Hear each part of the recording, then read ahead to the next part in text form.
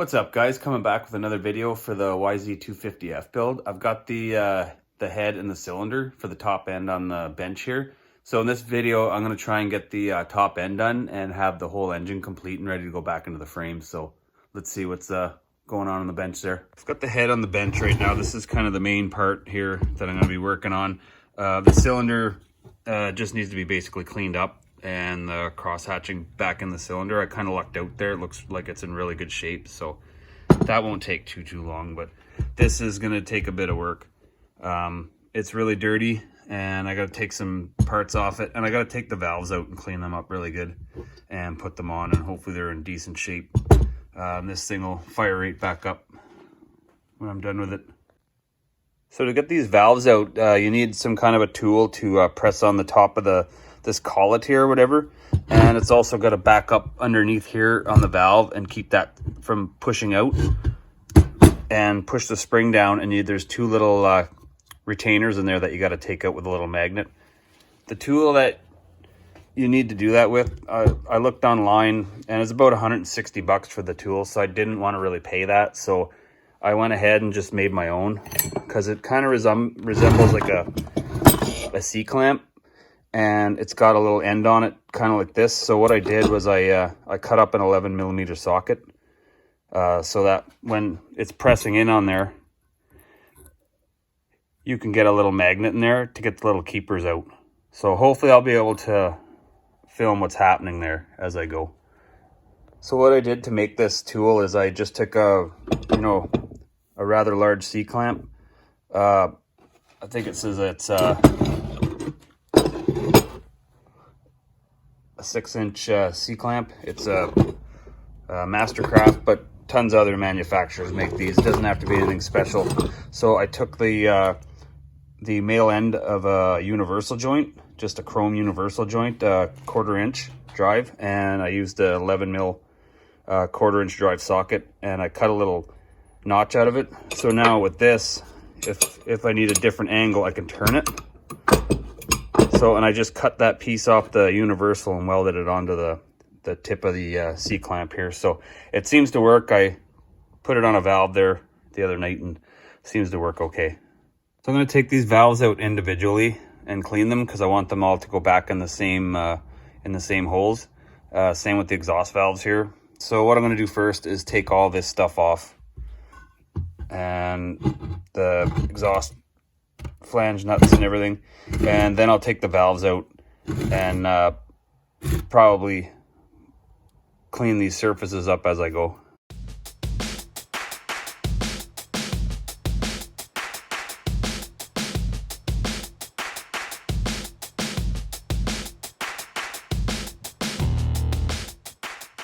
So I've decided to probably take all these valves out because it's going to be a lot easier to clean up underneath here. So I'm going to take them out. So what I've done is I've indexed them all. So you've got 3 intake valves here and 2 exhaust. So I did black, yellow, and then just nothing, so I'll know which is supposed to go with what. And you want to grab some parts bags and just keep everything separate, just so you don't lose track of what goes where. So I'll show you how that tool works right now. So the way this tool works is you clamp it down onto the top of the valve spring here, and you're gonna want like a small little skinny magnet for this, and I'll show you why in a second. And the reason why I made it like this so I can turn it is just so you have options of how you can configure the tool. So I'll see if I can get this on there. I'll see if I can get a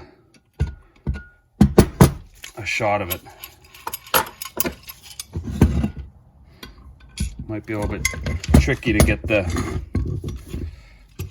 so you want this piece onto the bottom of the valve,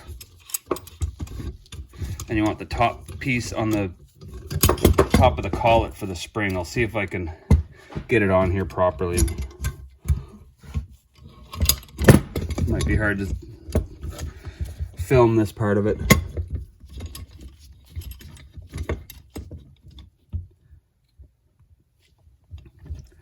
So this is going to be an exhaust valve.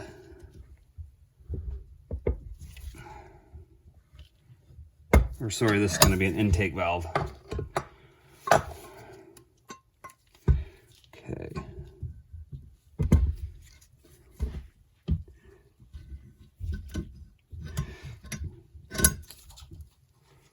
So I'm compressing it right now. Boy, this is going to be hard to film if I can't even film it.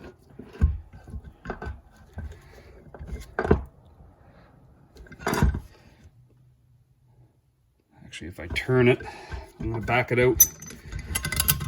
That's exactly why I made this little tool like this. So I'm going to turn this that way, and you might be able to see it like that.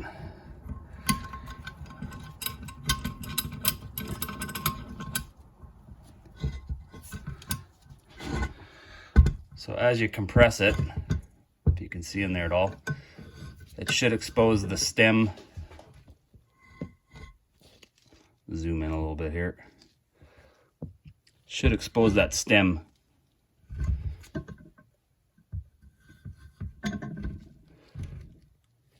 And then you take your little magnet, and then you get these little keepers out of there. Right there. So then you just put them off to the side. Got the other one now. Now you release the tool.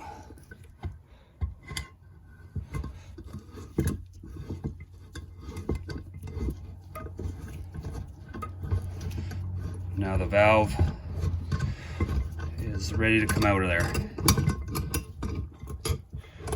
So just be very careful taking the tool off, because you don't want to jumble everything around.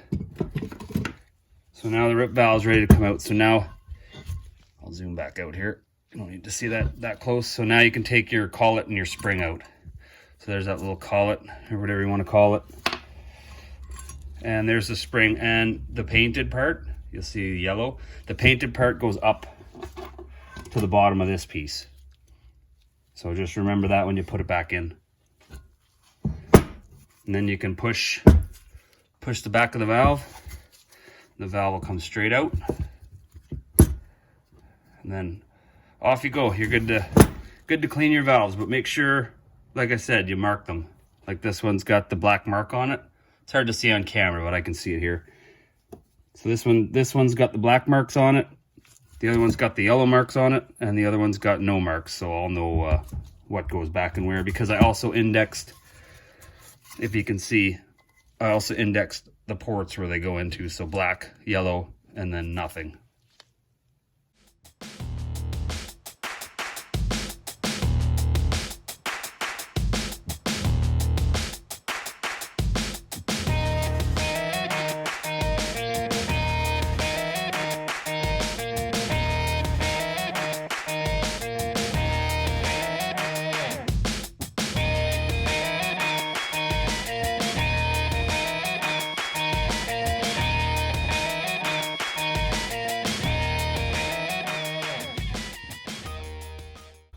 Got all the valves out now.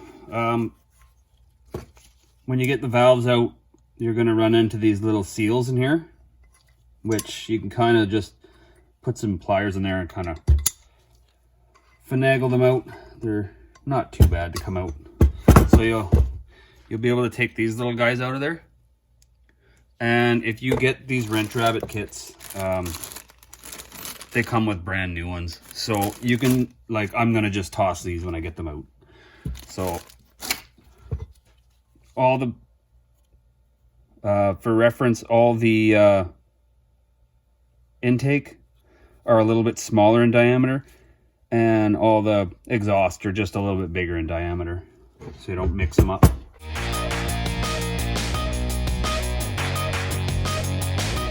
So there's a lot of carbon on here. So what I'm going to do is actually use this fire clean. I bought it a long time ago to clean my rifles. It works really good on carbon, so I'm going to pour it all over this and just rub it in all over the ports and just let it sit there and soak and see what happens.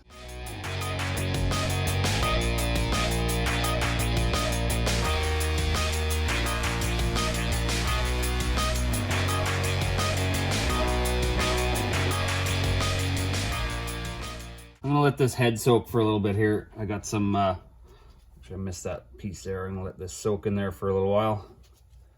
This whole thing seems to be eating it up pretty good, so I'm gonna let that do its job. That fire clean, like I said, worked awesome on the carbon in my rifles. Actually, most of the time I put this in my rifle and the carbon wouldn't even build up because this stuff would eat it as I fired the gun. So it would, I think that's probably why it gets its name fire clean, because it cleans the gun as you, it doesn't let the carbon settle in, so, and it eats it up really good. So I'm going to turn my attention to this cylinder now, and I'm going to clean this cylinder up. And then I don't have a hone, but this cylinder is really clean looking. So what I'm going to maybe try and do is just take some Scotch-Brite and see if I can put the cross hatching back into it with the Scotch-Brite pad. So I got the cylinder pretty well cleaned up, about as much as I can get it here. I did manage to get the cross hatching in a little bit with the Scotch-Brite pad, so it's not like a perfect hone, but it'll definitely hold oil, so that's definitely going to work for that. Now I'm going to go back to the head here, and we're gonna put the valves back in, and it's just directly opposite of what you do to take the valves out, but I'll show you one just for illustration's sake. So the first thing you're going to want to do is put these little valve guides back in. So what I'll do is just put a little bit of engine oil in there, and then pop it in with a long screwdriver or something and just drive it in with it.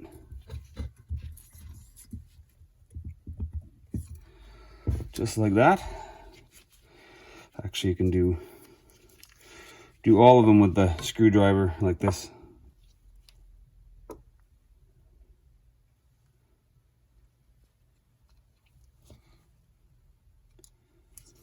Just put it on your screwdriver like that. Put your screwdriver through the valve hole there, and just push it on. That should hold it. Probably just time lapse the rest of these because it's all the same procedure.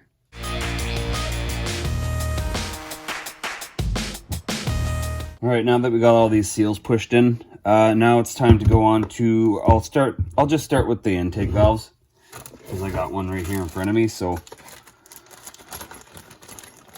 I indexed all of these, so whichever one has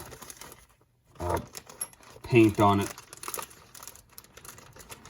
like this one here has the black paint, so it's going to go with the black here. So I just indexed them all, so I put the valves back where they are supposed to go.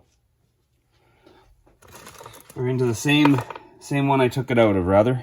So what you want to do is just take a little bit of motorcycle transmission oil and just rub the valve down with it.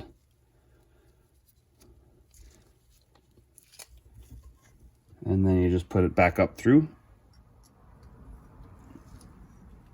And you might want to just twist it back and forth so it goes through the seal okay. So then you put your spring in with the painted side up. So the intake springs are painted yellow on the top, and the exhaust springs are painted green on the top. So they always go paint up. That's the way they came out, so that's the way I'll put them back in. So now you got the spring, and then the collet, and then now you just use the tool to compress the spring down. My little handy dandy homemade tool here.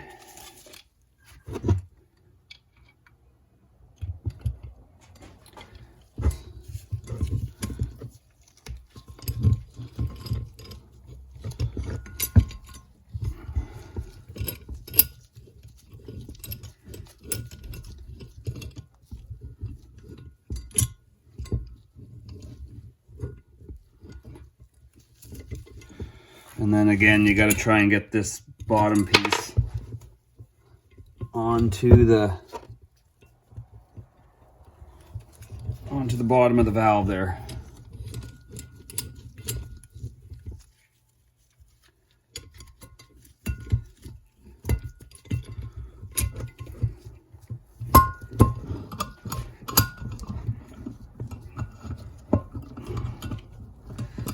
Might be a little trickier getting the valve back in than it was getting it out. Because you also have to line up that back of the stem there with the hole in the collet.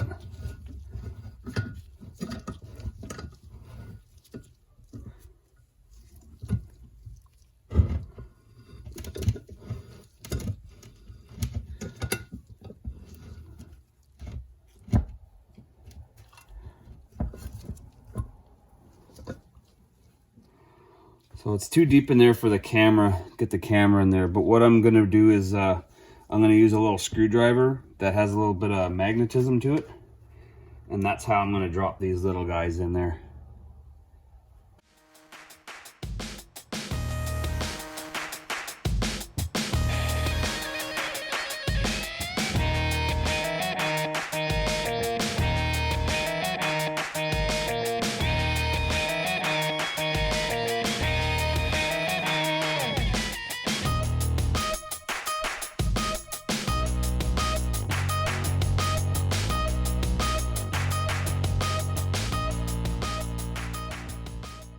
So all the valving's in now. I got all the valves installed here. So now I'm going to be able to move on to getting the piston set up to put back in onto the crank. So that'll be next, because after I'm done the piston and it's back on the end of the crank, I can start putting the top end back together.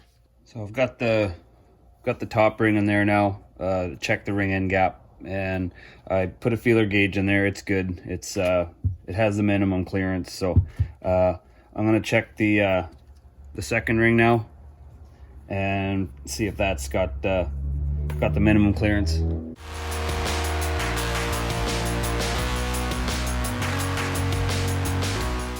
So now all the ring gaps check out. So now you can go ahead and start putting everything on your piston. So it's gonna go. Vertex is calling these the side rails. So it'll go on this bottom thicker one. It'll go side rail, and then the waffle ring, and then another side rail like a sandwich type thing, and that's how they go into this this groove. And then the next one is what they're calling the second ring, and that is marked with an RN. See if I can get it to focus. And the very top ring in the illustration says it has the R on it. So you'll see the R there. So all that lettering goes up. So make sure when you put it on your piston, the lettering is facing up.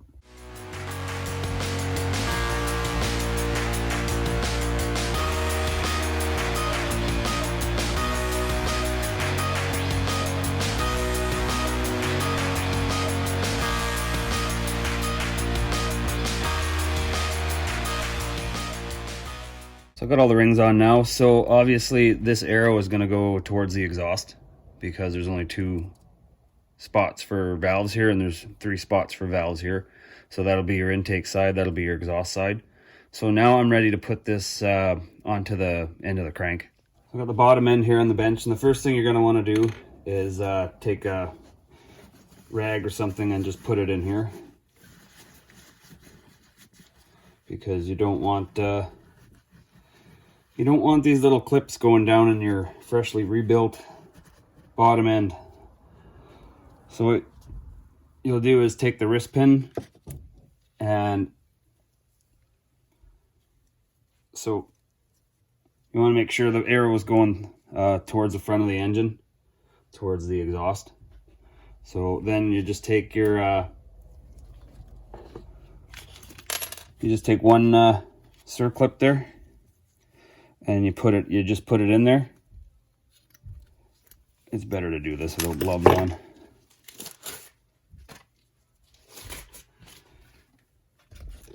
You put one circlip in first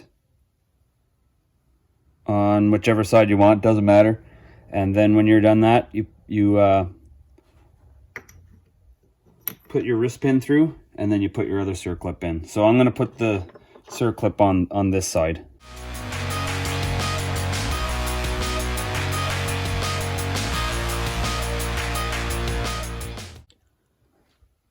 So now I got the piston on. I got the wrist pin in there, and you want to take a good look at your circlips and make sure they're in there good.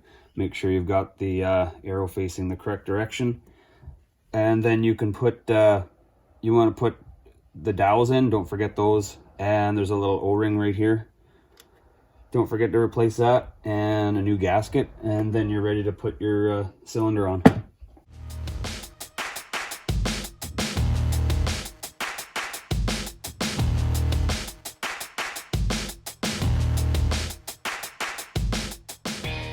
So now that that's all on there, so now you can move ahead and go ahead and put the head on. I'm not going to tighten it down right now, just simply because we've still got to put the chain and everything in there. And if I do have to take the head off to put the chain in, it's going to be easier if you don't tighten everything down.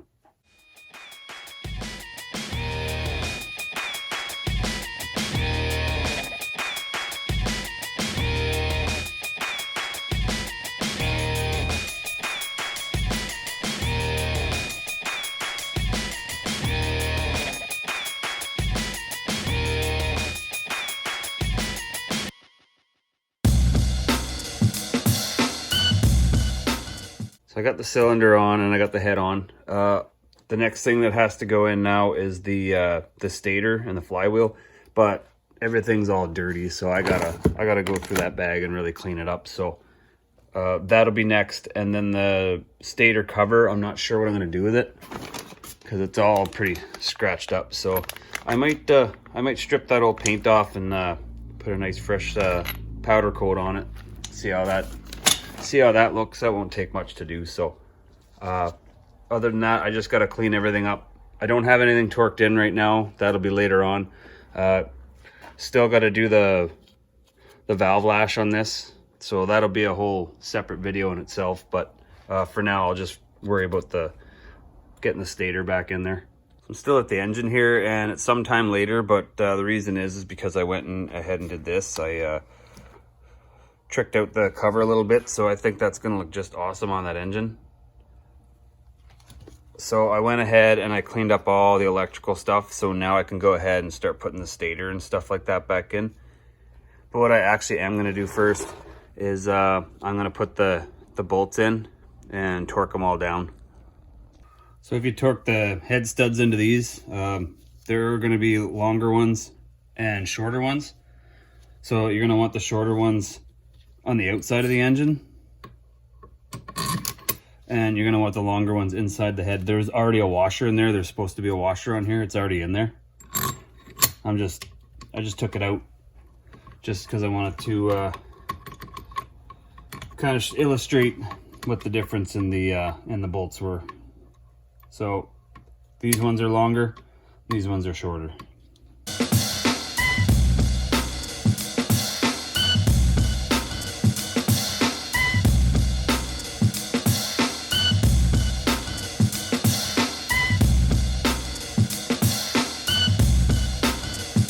Alright, so I got the head bolts torqued in here now. So I just went incrementally, and I went in a crisscross pattern like that until I reached the final torque value.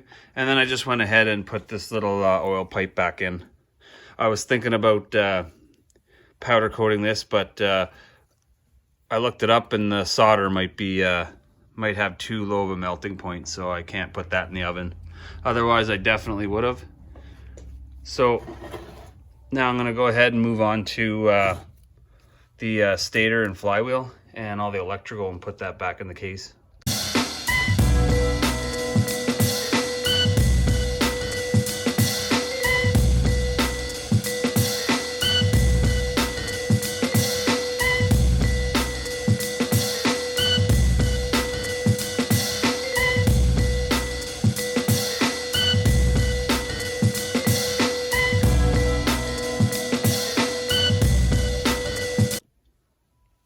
Into a little problem trying to torque the flywheel in there.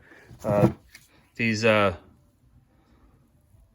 dowels that stick out, they're not long enough, so they'll go into the hole, but this here is impeding this piece and not letting it go all the way into the hole. So I'm gonna have to do what I don't like to do and just put a 17 mil on a 1/2 inch electric and just give it a couple little uggy duggies there and call that good.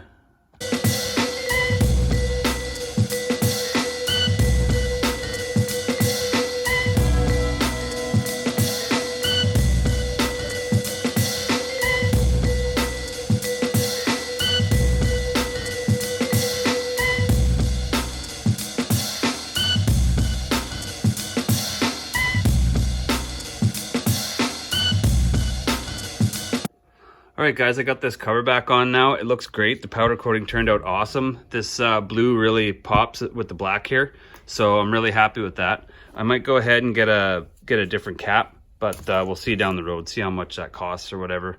But other than that, it's pretty much good to go. I got the electrical back in, all the stator, got the flywheel on, so this engine's looking really good. So that's going to be it for this video, guys. As you can see, the engine's looking great on the bench. It's almost ready to go back on the frame. I just got to get the valve lash done, so I got to make sure all the shims are in spec, and then I can go ahead and close the engine up. There's a couple pieces I need to order that weren't on the bike that I didn't realize when I got it, so I'm going to have to wait for those.